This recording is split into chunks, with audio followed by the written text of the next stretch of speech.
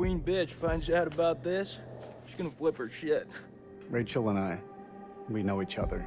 Sir? The queen bitch you're referring to is his wife. Nice work, hotshot. Ashley Tisdale, welcome. Now, Ashley plays Rachel in Supermassive Games' Dark Pictures Anthology's House of Ashes. All right, Ashley, what can you tell me about your character? My character, Rachel, is a CIA operative, and it is taken place in 2003 in the Gulf War, and she is on a mission to find chemical weapons, so she's pretty badass. Wow. This is your first time doing a video game. This is my first time, yeah. Wow, so how does that process compare to maybe the stuff that you've done, on camera before? I think that it's just very obviously a different approach to it.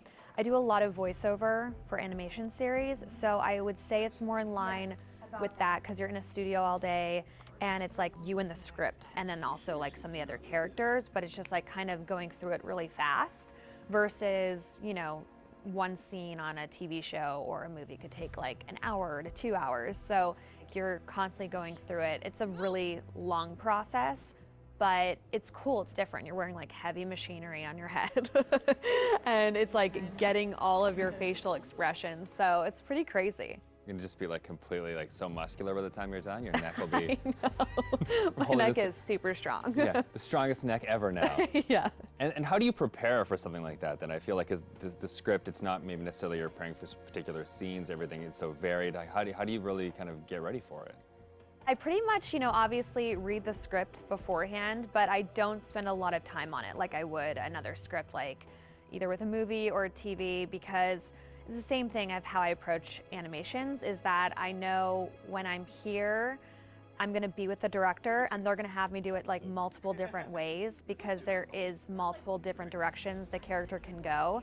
So if I were to fully prepare, I would maybe like put myself in this like, well, it's gotta be this way.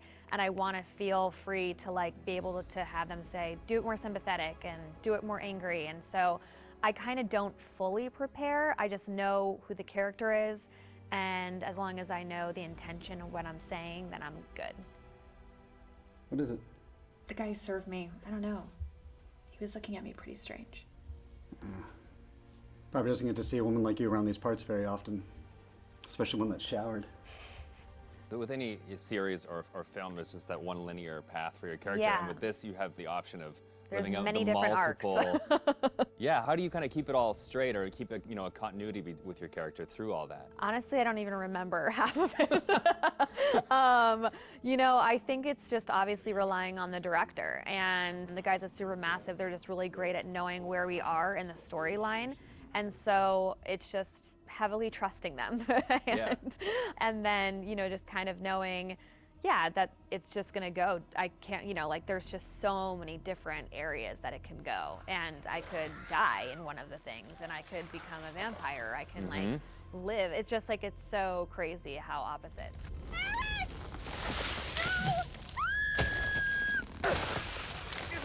It's got to be interesting too to think that someone's gonna like play you in a game, and then maybe you'll die or you'll live or you'll like the people will be in control of your future. I know. I think it's gonna be really crazy just seeing my face on like the character. Like that's gonna be so wild. It's so crazy how far video games have come. It's so much more cinematic and like the movies that it's pretty wild. It's like beautiful to watch, but it's gonna be crazy.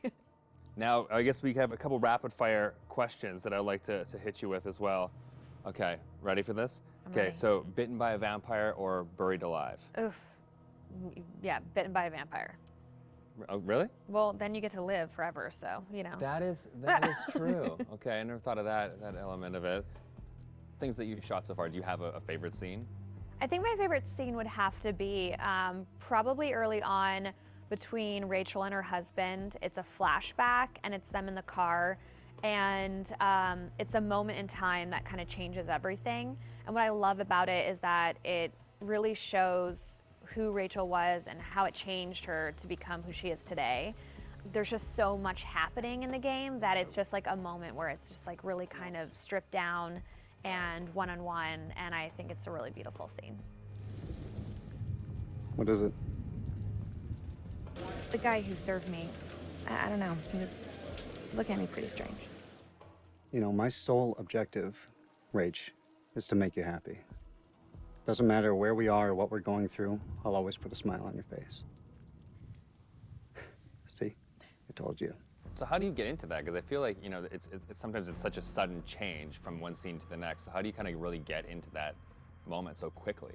I think how we've done it is that we would start off with the earlier stuff. So Okay. it's kind of like you're building to the bigger pieces. And yeah, usually the end of the day, we'll have like the biggest stuff, whether that's us like screaming and fighting, because it obviously drains Yeah. us and our vocals. So, you know, they know to kind of like have us do the whole like action stuff at the very end of the day. They're breaking through the perimeter. You got any bright ideas? Now's the time.